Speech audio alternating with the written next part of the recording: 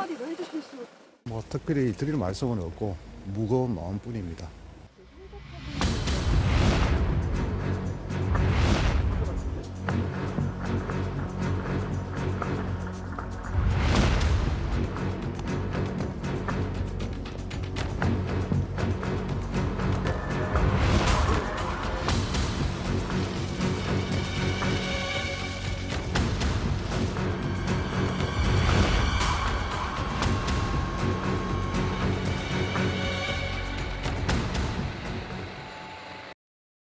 네, 세월호 참사 당시 초동 조치를 제대로 하지 않아 승객들을 숨지게 한 혐의로 김석균 전 해양경찰청장 등 해경지휘부 6명에 대해서 청구된 구속영장이 법원에서 기각됐습니다. 임민성 서울중앙지법 영장전담부장 판사는 도망 및 증거인멸, 구속의 필요성과 상당성을 인정하기 어렵다면서도 업무상 과실에 의한 형사 책임을 부담할 여지가 있다, 이렇게 지적을 했습니다. 어떤 의미인지 무슨 말인지 이웅혁 건국대 경찰학과 교수, 승재현 한국형사정책연구원 연구위원과 자세히 알아보겠습니다. 자, 어서 오십시오. 네, 안녕하십니까. 자, 이 교수님, 세월호 참사 당시의 해양경찰 수뇌부에 대한 구속 여부, 오늘 새벽에 결과가 나왔는데 영장이 기각됐습니다. 네, 사실은 그 특조위가 출범한 지 50일 만에 처음 구속영장을 청구했습니다만 그 결과는 기각되는 형태였습니다.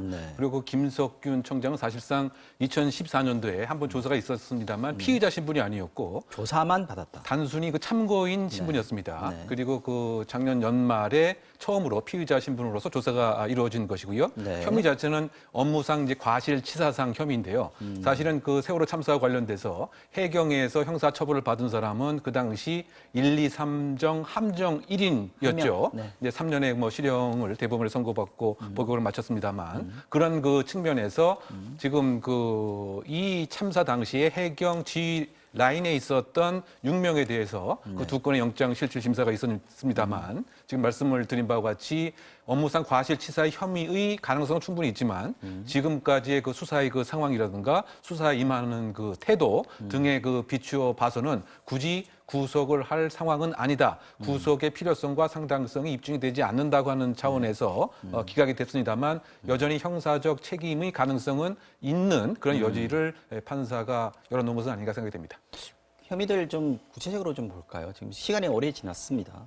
사실 뭐 이제 2020년이죠. 이제 4월이 되면 만 6년이 되는데 저한테는 그 6년이라는 시간이 전혀 이렇게 길지 않다고 생각되는 게 마지막에 그때 제가 기억나는 거는 학생들이 그 배 안에 있으면서 헬리콥터 소리를 들었을 때 이제 구할 수 있다라는 그 희망에 있는 목소리를 들었는 게 어제 같은데 그 학생들이 다 사망을 하는 그런 사건이었습니다. 맞습니다. 생각하면 생각할수록 참 슬픈 사건인데요. 그 303명의 그 사람들이 사망을 했고 그다음에 142명이 다치는 사건이었기 때문에 첫 번째 여기에 대한 업무상 과실치사상 문제가 발생했고요. 그 해경에서 만들어 놓은 문서가 하나 있는데 그 문서 이름이 뭔가 하면 초동수사 및 수색 구조의 쟁점이라 그래서 2014년 5월 30일 날 만들었는데 5월 30일이요. 네. 여기에도 퇴선 명령을 했다라고 이야기를 하고 있는데 사실 기억나시는지 모르겠지만 가만히 있으라고 했잖아요. 그렇죠. 퇴선 명령은 없었는데 퇴선 명령을 했다라고 거짓 문서를 만들고 그 문서의 내용이 허위였기 때문에 허위 공문서 작성 그걸 행사를 했기 때문에 허위 공문서 행사 그다음에 그것을 만들으라고 이야기를 했기 때문에 권리 남용 즉 직권 남용 혐의가 이렇게 되어 있는 거죠. 여기에 한 가지 아쉬웠던 거는 기억나시는지 모르겠지만 그 1, 2, 3정에 피의정에 태워서 분명히 그 당시에 바이탈이 돌아왔는 학생이 있었음에도 불구하고 헬리콥터를 태우지 않고 배를 3번 태워서 사망에 이르게 된 사건은 아직 여기에 공소사실에 포함되지 않았습니다. 분명히 여기서 꼭 말씀드리고 싶은 것은 큰 재난이 일어났을 때 대한민국은 3가지를 반드시 기억하셔야 됩니다. 그 첫 번째는 뭔가 하면 가용할 수 있는 모든 자원을 동원해야 되고 피해를 최소화시켜야 되고 그리고 거기서 만약에 어떤 어려운 상황이 있을 때 사망 선고는 제일 마지막에 했어야만데도 불구하고 분명히 바이탈이 돌아왔는 그 학생을 피의정에 태웠다는 건 결국 사망을 했다는 그런 어떤 그 쪽으로 이렇게 미루어냈기 때문에 과연 이런 부분들이 왜 지금까지 밝혀지지 않고 있는지 앞으로 이 수사를 분명히 뭐 교수님께서 말씀 주셨다시피 그 수사의 가능성은 열어놓고 있기 때문에 좀 명명백백하게 밝혀졌으면 좋겠습니다. 이게 그때 당시에 만약에 수사가 제대로 이루어졌더라면 구속도 가능하지 않았을까. 그런데 이게 시간이 많이 좀 지났기 때문에 뭐 결코 길지 않다라고 말씀하셨습니다. 물론. 그래서 구속이 안 된 거다. 그래서 이번에는 구속이 쉽지 않을 거다. 원래부터 좀 예상을 많이들 했다고 하더라고요. 네, 뭐 그런 점이 충분히 고려된 점도 있습니다. 네. 그 더군다나 업무상 과실치사상이라고 하는 법리적 요건 자체가 네. 이를테면 공무원이 지금 해경이 열심히 일을 하지 않아서 그것으로 인해서 사망이라고 하는 결과가 생겼다고 하는 이 상당 인과관계가 과연 있어야 되는데 네. 그것을 과연 입증할 수 있겠느냐 이제 이런 않다. 부분이 혐의에 있어서 소명 자체가 다소 부족한 면이 있었던 것은 아닌가 생각이 되고 김석균 청장 역시 열심히 소명은 다 했지만 도의적 책임은 있지만 법적인 책임은 없는 것으로 본다라고 하는 의견을 밝힌 뭐 이런 점도 그것과 관련이 되어 있는 것 같습니다. 다만 지금 제 말씀처럼 그 참사 시점에서 소위 업무상 과실치사상 혐의의 구속영장을 바로 청구했으면 그 시점에서는 예를 들면 증거인멸 가능성도 더 높을 수도 있고요.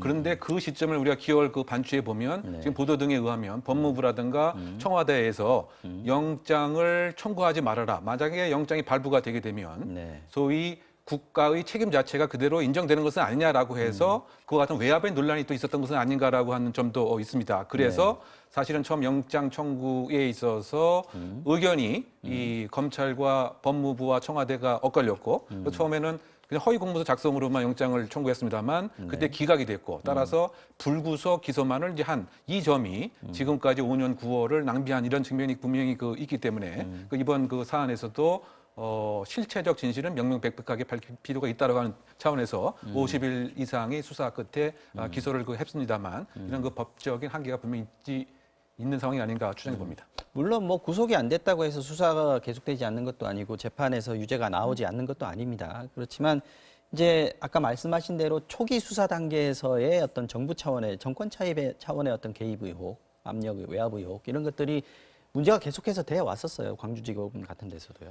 사실 이 사건을 이제 국민들께서 이제 좀 오래돼서 기억을 좀 못하시는 부분이 있는데 이게 2014년에 이제 검찰에서 수사가 진행되었고 그 검찰 수사 보고서에 보면 사실 지금 영장 청구를 받은 그 6명에 대해서 분명히 수사가 진행될 필요가 있다. 이건 공동 피의자로서의 혐의점이 있다라고 분명히 적시되어 있는 문건이 있음에도 불구하고 그 문건 이후에 조사가 되지 아니하였다는 점이 굉장히 큰 문제가 있고 그 두 분 영장 전담 판사님이 두 분 다 분명히 그렇게 말씀하셨는 게 이게 업무상 과실치사상에 대한 혐의점이 있을 수 있다. 분명히 그렇게 말씀하신 이유가 2015년 7월에 그 1, 2, 3 정당 거기서 분명히 이제 유죄 판결이 났을 때 그게 제일 처음에 1심은 4년이 났거든요. 4년이 2심에서 3년으로 줄어들어간 가장 큰 이유가 이 사람의 단독 책임이 아니다. 이 단독 책임이 아니라 그 관련된 주위 사람들이 전체 책임이 있는데 왜 이 사람에게만 단독 책임을 지우느냐? 이래서 4년을 3년으로 양형을 낮추면서 분명히 어떻게 얘기하는가 하면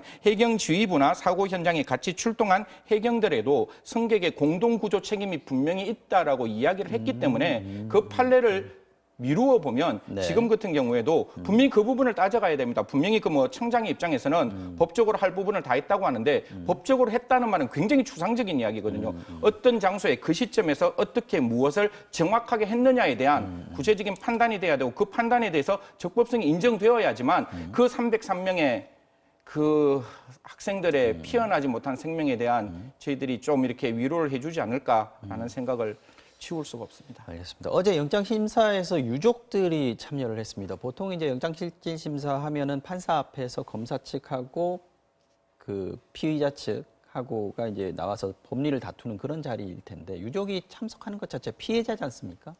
이례적입니다. 네, 그 사실 뭐 형사 업무 규칙 등에 의하면 사실 그 영장 실질 심사는 공개하지 않은 원칙을 하고 다만 이제 판사가 그 재량적으로 허용하는 경우가 있습니다. 그래서 이번에 그 재량의 폭속에 소위 그 유가족 대표 2인이 참관을 했습니다. 근데 처음에 그 요구 자체는 전체를 다 볼 수 있는 방청을 요구했습니다만 그 전체를 다 방청하지 않고 일정한 의견만을 표명할 수 있는 기회를 주게 했습니다. 의견 표명은 했군요. 네, 그래서 진술을 했다는 얘기. 네, 그 의견 표명이 구속을 해야 할 사유에 대해서 얘기를 한 것입니다. 즉, 그 바꿔 얘기하면 헬기가 그 당시에 많이 있음에도 불구하고 직접적인 구조를 안 한 것뿐만이 아니고 실제로 해경이 그 배 안에 있는 그 아이들을 구하려고 하는 노력 자체가 전혀 없었다. 뭐 그런 그 측면에서는 반드시 구속이 이제 필요한 것이 아니냐라고 입장을 표명했고요. 최근에 뭐 형사사법의 전반적인 그 동향 자체가 과거에는 처벌 중심의 처벌을 위한 형사사법 시스템이라고 한다면 지금은 피해자의 회복을 위한 그것이 이제 이 당사자 가족뿐만이 아니고 사회 전체가 겪었던 그와 같은 피해를 회복하려고 하는 그런 그 배려의 입장에서 피해자가 과거처럼 단순히 증거 방법으로서 증거의 변방에 있는 것이 아니고 주체적인 의사를 표명할 수 있는 기회를 주고 있는 그런 측면에서 조금이나마 이 아픔 자체를 해소할 수 있는 공간을 마련했다고 하는 점에서는 의미가 있지 않나 생각됩니다. 지금 이제 특조위에서 조사를 해가지고 추가로 특수단이 지금 검찰에 꾸려지지 않았습니까? 앞으로 지금 물론 지금 구속영장 기각됐습니다만은 해결해야 될 의혹이나 이런 진실 규명 같은 것들이 많이 남아 있습니다. 어떤 것들이 대표적일까요? 뭐 대표적으로는 이 당시 초기 그 상황에서 해경과 해군이 그 CCTV 영상 자체를 왜곡했을 가능성이 있다라고 하는 혐의도 여전히 있는 것이고요. 또 그 세월호와 관련돼서 부당하게 은행으로부터 대출을 받았다고 하는 점. 그리고 그 최근에 나온 보도입니다만 세월호 참사 이후에 약 6개월간에 걸쳐서 기무사 요원들이 이 세월호 유가족들에 대해서 무차별적인 사찰을 했다. 6개월 이상. 이를테면 TV를 보는 모습에서부터 서로 나름대로 다투는 모습 이런 등등을 무려 35회 이상 청와대 고위 관계자에게 대면 보고를 했고 이것에 있어서 일정한 치아를 받았다. 그래서 이와 관련된 문건 자체가 600건이 넘는 것 같습니다. 이것은 세월호 유가족의 부정적 여론을 형성하기 위한 것이었다라고 보기 때문에 이 부분은 상당 부분 또 직권남용 혐의 같은 이런 수사의 진화 발전 가능성이 있지 않나 생각됩니다.